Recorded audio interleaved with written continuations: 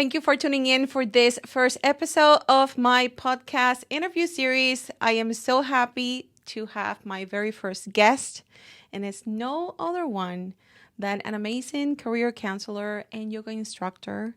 It's Wendy Gillman herself. Thank you. Welcome. How are you? Thanks so much, Nicolle, for inviting me to your first one.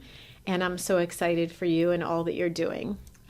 Thank you. I am very happy that you got to be my first person here to actually visit the studio, and that you say yes to, having the interview. Of course. I appreciate yeah. that.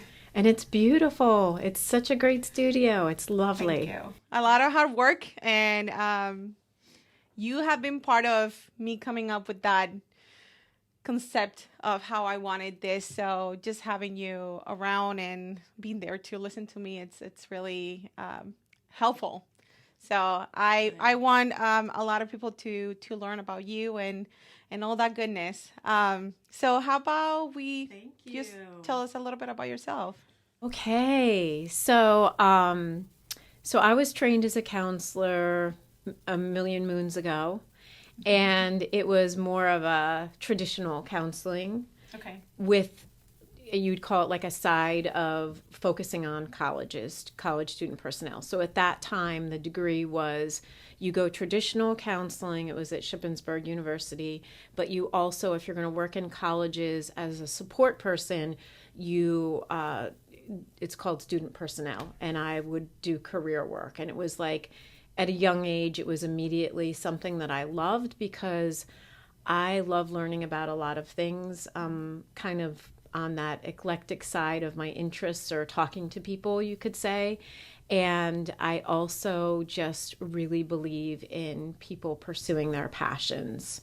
So many years ago, I got that training and then worked at HAC for 16 years and University in New Mexico for 2 years, and did some things before then. But that was primarily my career work. And then it was right around COVID that I started to look into some independent work. With yoga, yoga is a whole nother thing, but it's just another passion. Yes. And I trained in Thailand in 2018. So I did immersion, very Eastern oriented. And I love sharing that as well and helping people to feel good in their bodies. So to me, my whole thing is helping people feel better in their bodies, grounding, feeling more their nervous system, bringing that nervous system down. Everything today is anxiety and go, go, go. And that's yoga. And then helping people to also realize, like, you can go for your passions, or you can at least try to put more of yourself in a happy place in some career. And part of that is just the belief. You have to have the belief and the confidence, and the energy can come. Do you think, first of all, going to Thailand, it's a big thing? Yeah, it was a big thing. Was it the first time that you traveled like a new country? No, I had gone to Australia when I was young. Oh, wow. 22, yeah. Wonderful. Yeah. So when going to Thailand you said you had your training over there, would you say that helped you to connect more internally with how that that additional piece of Wendy will be transformed into? Yes, yeah, it was so amazing, and I'm so grateful to. It's called Path of Yoga UK, and Rory, who was my main trainer there, and they go to Thailand and they go to India, and very mindful, very really hit the core of yoga, that it's a spiritual quest. It's emotional, psychological as well, as far as Absolutely. The whole process and the body. And I think what it did for me was also reminding me of the different paths that people take in their life. And I always believe in that. Like, that is always my belief, is like, my trainers, that's what they do. They go around to countries. Originally, of course, he had his space, and they travel And his lifestyle is about traveling and promoting and teaching yoga and guiding people into a better place and experiencing countries. And it's just so global and beautiful. And there were a couple of people that their life was more about that than the conventional Western, get a job, work for a company, get a house, save for retirement. I mean, those things are still a part of me and a part of most lifestyles, but it's just, there's different ways to live. We have choices. What made you fully make that decision that you wanted to pursue that? Well, what we call today is the side hustle, but it's more of having that independent career. Let's just say, what was that triggering point in your life that you feel it was like, I am hearing this voice and I'm not sure if I want to pay attention to it, but I'm willing to take this next step to, like, I'm not sure about it, but what did you had that experience of? I think so. I was thinking about that. I don't know that it was one point. It was a place in life, and it was honestly because my place in life was not good. And I was like, something's going to be good now. I'm just going to do it. You know, like it was kind of, but basically it connects to what like a hardest lesson and a gift in that, really, to be honest. So it was kind of like I was in New Mexico with my ex. We were there right before COVID. COVID hits. This was really a journey of, do we want to be together? That was inside of me. Mm-hmm. Do I want to be in a new place in the country? My son was close. Or, I can't really, it was one of those times when you just kind of take a leap, and a part of me was saying, don't do this. And a part of me was saying, do it. And I still sometimes look at, why did I do it? But it was a lesson, because very shortly thereafter, it was like, I don't want to be here. I don't think I want to be in this marriage. There's a lot of money wasted in moving. And then COVID hits and it's shutdown time, and I'm missing my daughter and her children. Mm-hmm. I'm missing, I love to travel, but it took me a long time to recognize that home is Pennsylvania. Correct. I would always think, another place is better. Not to live, not for me. Yes. Unless I could have 5 houses. But, in 5 locations. Beach, mountains, Thailand, Australia, like name it. And that's what I did. Yeah. But, so I just was like feeling that I took a position that was, again, so I worked for colleges. Colleges are great. I believe in education, but I kept feeling like I don't want to be part of a system anymore. Mm-hmm. I'm so tired of zigzagging through to make things happen, and bureaucracy and all of the system stuff. And I took the job, and then there were and there were just things like cost of living we thought would be better. It wasn't. And so I started to look into who do I want as a mentor? What program, what system do I want to look up that's going to help me to shift to, I can do this, and get that confidence and that extra support. So I joined a program that was overpriced. I feel that they did bait and switch. And I shared that with them online, like, you guys, this is not cool. Yeah. And they did that, and I kind of wasted a lot of money. But so it was like a really tough lesson. But at the same time, I will say that I pulled the materials that I learned from, and I also recognized that people were doing things and they were doing well. Mm-hmm. And there were things that, like, I looked at it and I was like, okay, she's synthesizing materials and communicating them in a way that people understand. I'm innately a teacher and advisor. Yeah. I love to do that. I've been recommended to, you can do it, Wendy. You put these things together and come up with a way to explain them. And I recognized, not an ego way, but I can do that too. Yes. And where is it in me what do I need to do? And so it helped me to begin launching, even though, in fact, there were lessons from that like I don't believe in. I don't believe that you need a $10,000+ program in order to get yourself going in something. I don't buy that. There were things about how you sell that I don't believe in. I don't believe in the closer materials, or one of the things that we were taught was whatever price you're supposed to charge, you want to charge, double it. I don't believe in that, because I sit with me at the end of the night. Yes. Yeah. My conscience and my spirit and what I want to offer.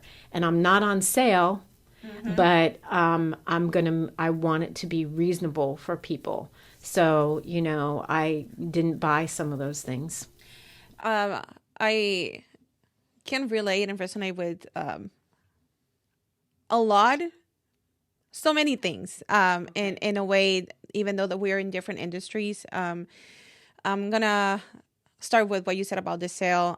In photography, in different areas, there are different sales strategies, and I am part of different groups, like in social media, one is to learn. There are some situations that we all may encounter with a client. It's like, oh, that could happen to me. It's good to, learn about that. But obviously they share about the closing periods and all that. And it's like, sometimes I think I can't do it. And sometimes it's like, but do I have to do that for them? Everybody, when we're independent contractors, like we have our own business, we can make our own closing ways. Like, not everything has to be catered one cookie cutter, to everybody. And I totally resonate with that, what you say, that at the end of the day, like, I am with my own consciousness, and I want to go to bed, be with my family, knowing that I made someone happy. Not breaking their bank account, but I was still able to provide for my basic needs and in the business and my family.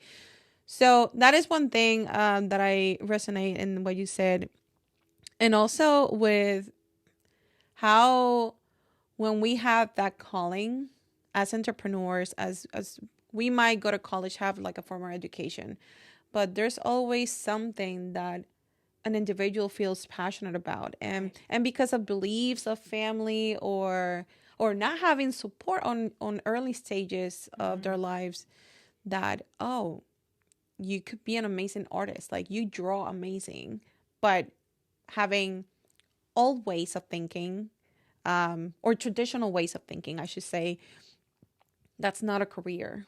That's like a fantasy. Like, you're not going to do anything with that. So those kind of things really either make it or break it for someone to listen to that inner voice on early stages, or just to, pursue it. So I think having a staggering like life event or a situation in life really brings you to that place that either I have to start listening to myself. Yeah. Or what is my purpose of keep going on this, and living? Like, I'm just existing. I don't want to sit. I want to make an impact. I want people to remember me. 100%. So that, and you said that, COVID time, like there's no way that we can all deny that 2020 it changed everyone's life in many ways, besides being more, learning about family dynamics, learning about relationship dynamics, but also about finding what am I going to do? Well, this spare time that I have in my hands, or I lost my job. Yeah. What can I do from this space that I am now? And like, why not? The world is Yes. appears to be falling apart anyway. Absolutely. So who gives a, Yes. right? Yeah, Why yeah. not? What do I have to lose? Yes. So for my situation, I was in this program and it did teach me and it got me going. And then it wasn't until like I stepped out of it, you know, I didn't get my money's worth, so to speak. And then when, you know, I knew I wanted to come back to Pennsylvania, we came back together, even though certain things were going to unfold. And then, so, you know, for me, as you mentioned, a career counselor and yoga instructor. So many people would say, well, you got to pick, or you got to figure it out, or you need 2 websites, or you need, I don't know if people will get that. And there was somebody at ENMU who was a communications director that I became close to and shared what I was kind of experiencing. And she helped me to formulate some things.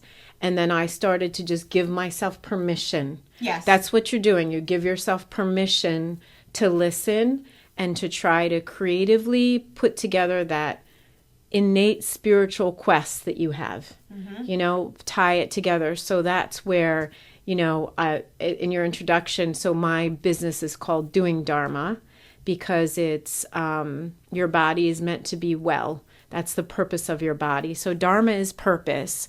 So your body is meant to feel well. I believe that we're meant to live well until our last remaining days, like die in your sleep. That's the goal. Yes. And well, I mean, you know, might as well go happy and pleasant, right? Yeah. And then with the, you know, the other part, your Dharma, your inner purpose. Everybody has a light in their soul. Everybody has a purpose, more than one often.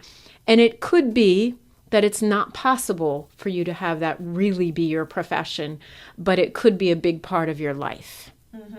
You know, and you could create a balance in all ways so that you can own that too. So that's where I came up with Doing Dharma, to put those things together of, I'm here to help you with your passions and counsel and help you with your mindset, or I'm here to let's do some yoga and get grounded. Yes. And breathe through that anxiety and just, you know, release out of your body and get to a place of calm. That's beautiful. And through our sessions that we have together, you have encouraged me a lot of times to do that. And I think it's on your, like, it's part of your goal to create that grounding to, you know, to your client and whoever is, you know, having your services. So, but as on the other side of the coin, you know, me like having this spiraling, you know, things in my mind. Sometimes, even though I have the intention to slow down and connect, like silence everything out, I am accustomed to go full force, don't stop. And I believe the more you do it, the more intention you put into that, even though someone might not feel like it, it becomes Correct. And I mean, besides what I do on my daily with wellness and with your sessions, you know, it has really helped me to think about it, you know, like just to reflect on it. That's wonderful. So as a career counselor, you have to, obviously everyone's situation is different. How do you come up with, I guess, the kind of guidance, advice for someone who wants to be like a small business owner or an entrepreneur? How is your, I guess, kind of like a general approach to it? Yeah, so my approach, first of all, in like a functional, practical way, I always have on my website a 20-minute, and it's usually 30-minute free discovery session for anybody interested in my services. So I'll sit with them, and you also fill out a questionnaire first. So I'll have an idea of what's going on, what their interests are, if they're trying to figure out, should I launch, should I not launch? Here's all the practical elements of my life and some concerns. So we would do, some free time to try and get an idea of what's going on.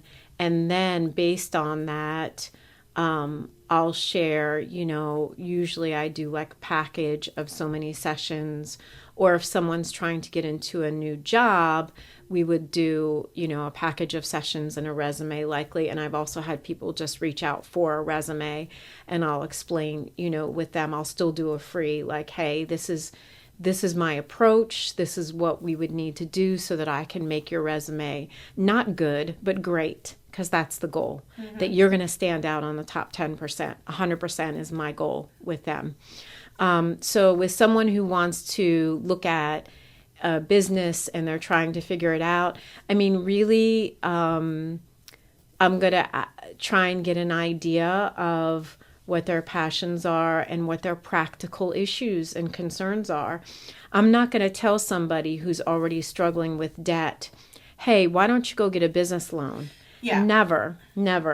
There could be ways that they could, because mine is still a side hustle. I'm looking to launch this year as a full time, but it's a side because I do have a base of other income. I understand those things. So we would look at creative ways to get started and test the waters safely.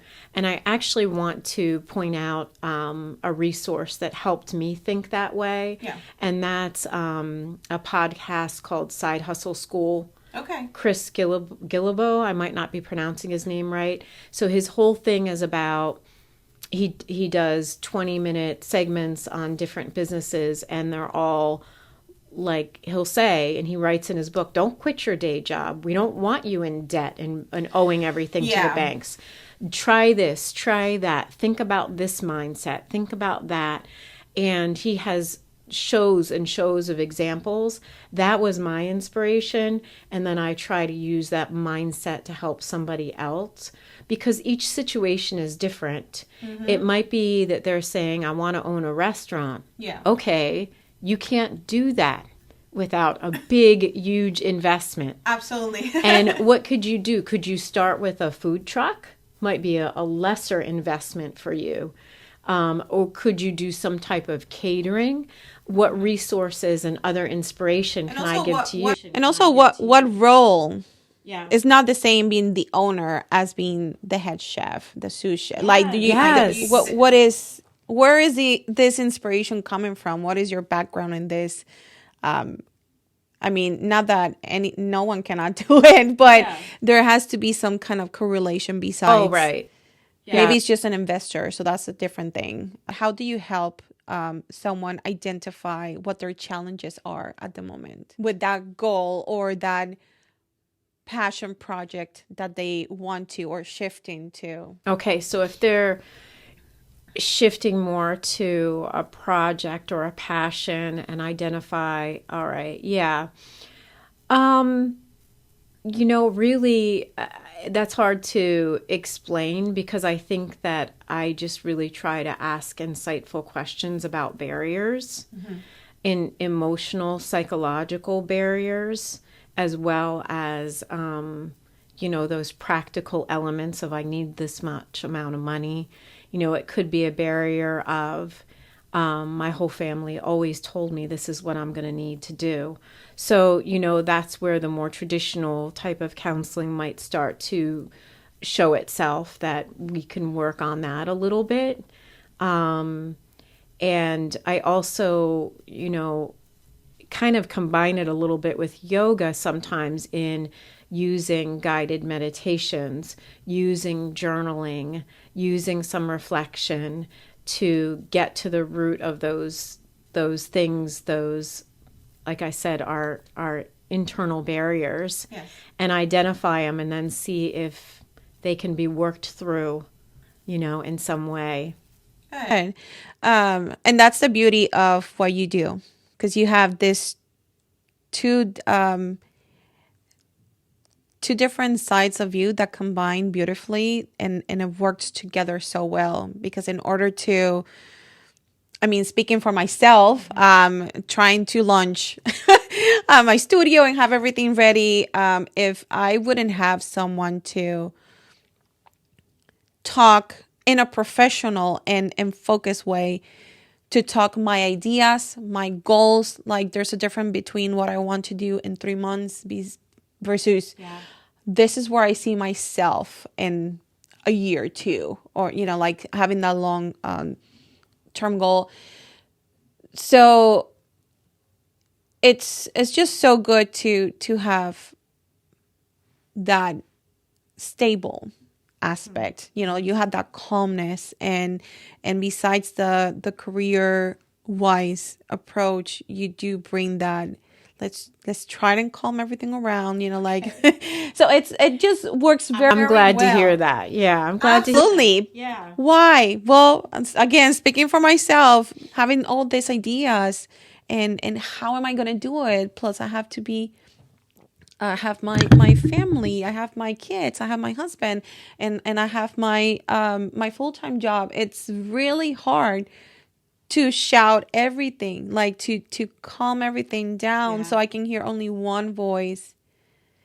But having that input from you, like, let's have this intentional moment, let's talk about it, but before we talk about it, let's just connect with ourselves, and it just helps versus having different kinds of meetings that is just straight business, which I am guilty. Like, I just want to get straight to business, but there has to be an order for your mind to think properly. And I say that like very, very, with thin line there, in a way that you're clear on your thoughts. Right. And what you're saying, like you're not saying something out of the impulse.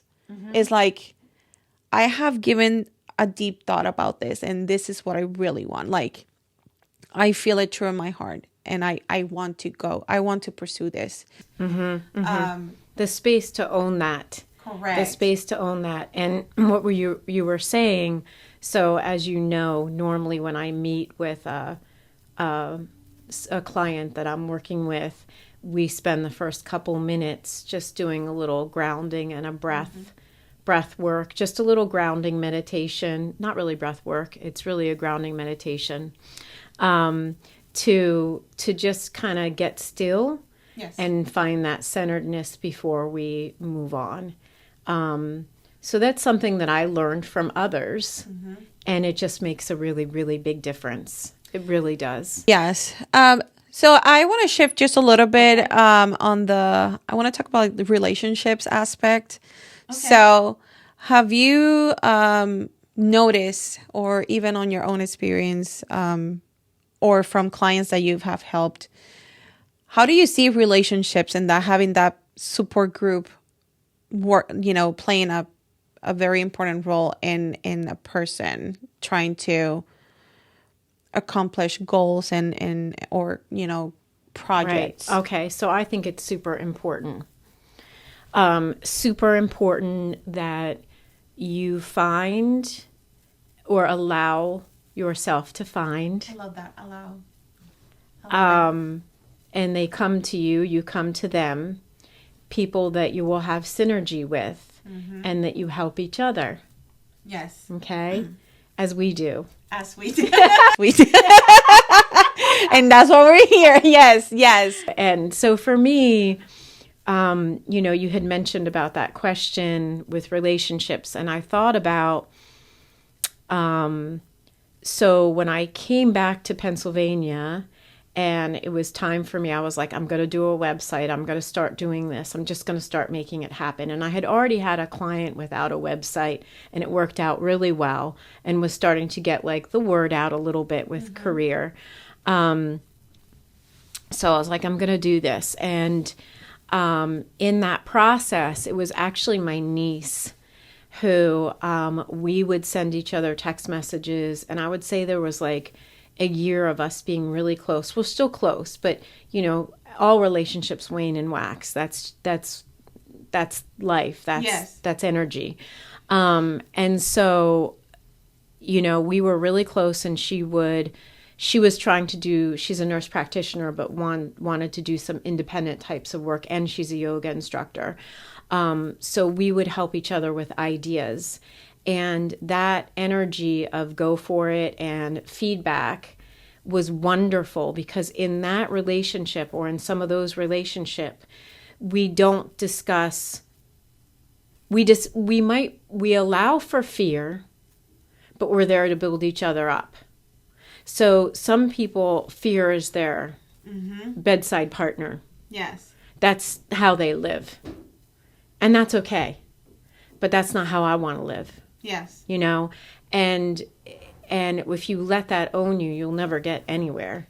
And I feel like those relationships where, and she's not an expert and I'm not an expert, but we were helping each other, and we would talk about resources. And in my experience, and then there was someone else that I kind of want to give a shout out to too, and that's Leslie Weyerback, and she's on Weyerback Consultings.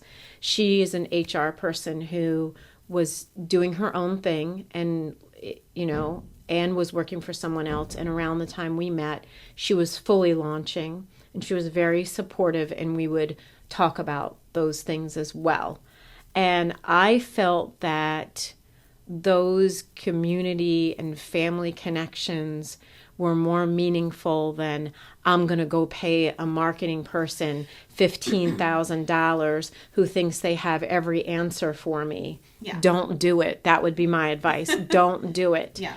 Don't cause yourself a serious financial dilemma in order to start something little for yourself, to begin to start to change your life in some way. A little investment maybe here and there, but you shouldn't have to bankrupt yourself to do anything. I can give testimony that in order to, for someone not having like a capital, you know, budget to start up a business, what is necessary is to acquire multiple skills. And that is to either learning about your craft. What is your business about? Learning about how can I promote myself? Where is my target audience in that? And what do they consume? Like where's my marketing approach going to? And then building website, like there's multiple skills. That of course, if someone has the money and well, that's their own decision. You know, everyone's situation I think is different in terms of time for investing in something practical. Yeah. But sometimes the wisest thing is to do it yourself. One, you get like more grounded with your business. You understand. Right. Yeah. And you avoid, you know, having that financial debt, Right. because it takes about 1-2 years or so to have that return of investment when it comes to a business, depending on what the business is about. Right, but usually it is like that. And something else that I wanted to add to what you said is about how that companionship, like that support group, sometimes having that company is someone that is 1,000 miles away, but you feel totally connected. Again, the intention of talking is there, and it's meaningful, and both people are open to listen to their ideas, to listen. First of all, listen. Let's just hear me out. Don't even, I don't need anything back. I just need someone that I can feel vulnerable enough to say anything that, even if it doesn't make sense, it needs to be out. And there's a difference between feeling vulnerable in a space that you're not comfortable.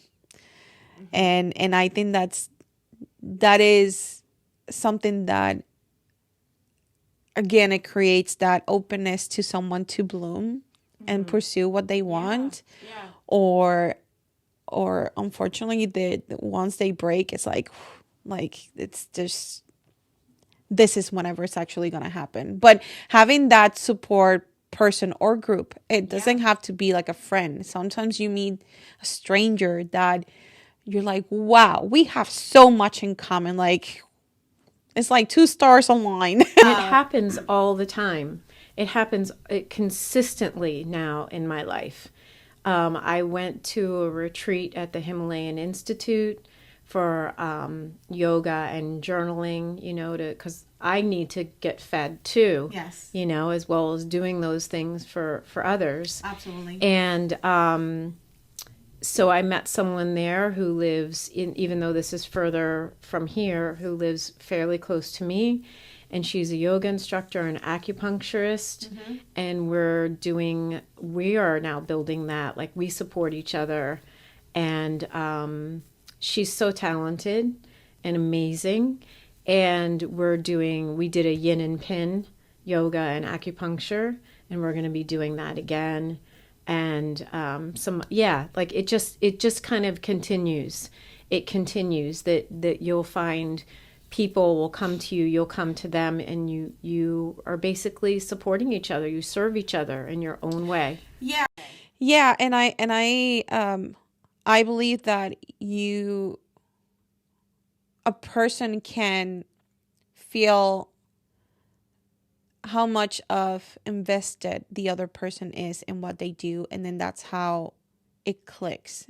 Nothing has to be forced. I have met plenty of people that I thought that I needed to put myself out there more, and felt like in some ways I was forcing to create a friendship. And then I have met other people that is like, I just let everything, happen naturally. No intention at all. It just happens naturally. Yeah. And it's like, even at 36, I'm still dealing with this. It's like, wow, like, just not forcing anything. Like, let everything. That's absolutely not necessary. Yes. Yeah. But it's something that a lot of people might feel they have, like, they feel they have to do it to fit in, to have a group. Like, no, you don't need a group. You maybe all you need is one person. Yeah. And one person is all it takes, just to hear you out, to give you that bounce back energy that you got this, you're amazing. I have never met someone so hardworking like you. You are so creative. You are full of ideas. You know what I mean? Like the validation. Yes, and you will know. You will know when someone is truly interested in supporting you. In anything you do, even if it's not in their interest at all. Just for like transitioning to the yoga, and how do you provide your classes? How do you interact with your participants? So I love it so much.